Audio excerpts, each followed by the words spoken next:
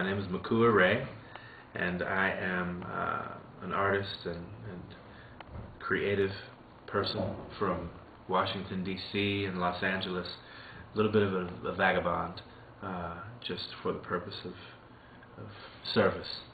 and learning. And I'm here right now in the fine city of Vancouver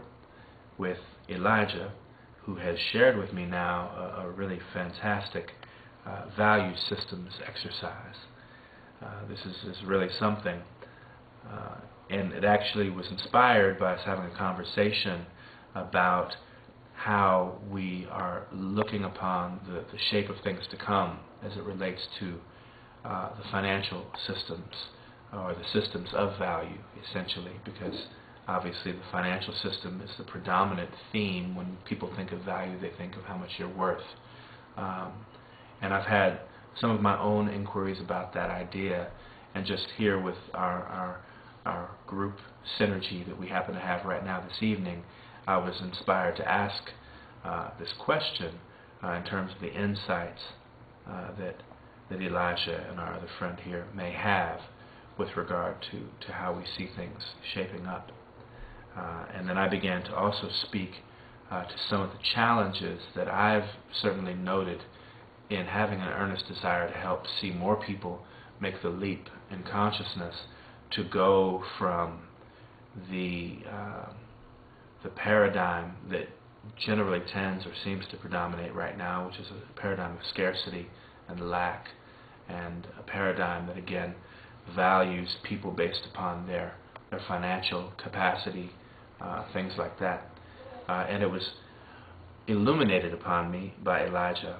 that to focus on that could defeat the purpose of the opportunity to discover what actually may be the answer we're looking for, to be available to that. And that's when he actually asked me if I would be willing to do an exercise with the value systems experience here using these various synergy lenses, which has actually been very, very profound. He instructed me that there are 4 different ways to use these particular cards that then connect with the actual layout, the sacred geometry layout here, or the lens, if you will, the minor lenses and the overall lens, as we're looking at this. And I was invited to either do this logically or through a method of divination, essentially divine action without thought, and I chose the divination method in doing this. And so what I discovered was actually really profound. The first thing I did is I actually declared my primary intention, which I stated the intention to actualize a value system that truly honors and recognizes the value of everyone. And then I began to actually draw these cards, these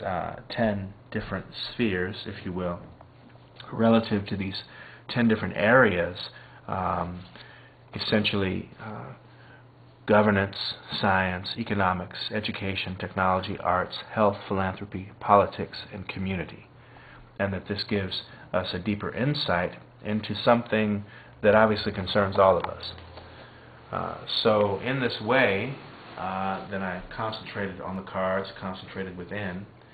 that what would actually arise from this exercise would be very clarifying, and in fact it has been,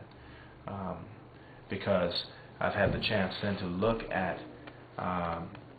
these ideas that we're all familiar with, from governance to technology to economics and philanthropy and health and science and so on, but through a different lens, through a value lens that invites me to actually allow my own inner perception to actually navigate the potential and what's possible. And what I'm discovering is that this has definitely served to shift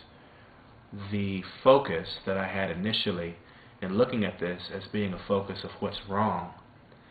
instead to begin to look at what's possible, what's right, what we can actually create.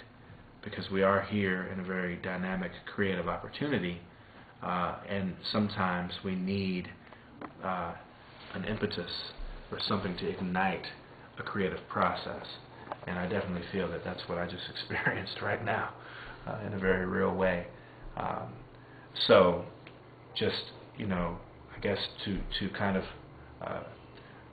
look at this in a very general sense, I was given the opportunity to perceive how governance, for example, can shift its focus on what it serves to do as a way to help actualize the very intention that I stated here, as a way to actually look at how we can create governance or systems of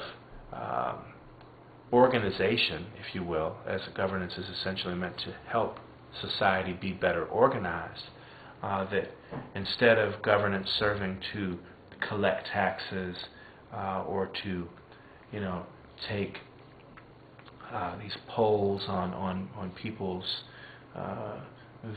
various things, information about people, that what if we actually instructed the governance to actually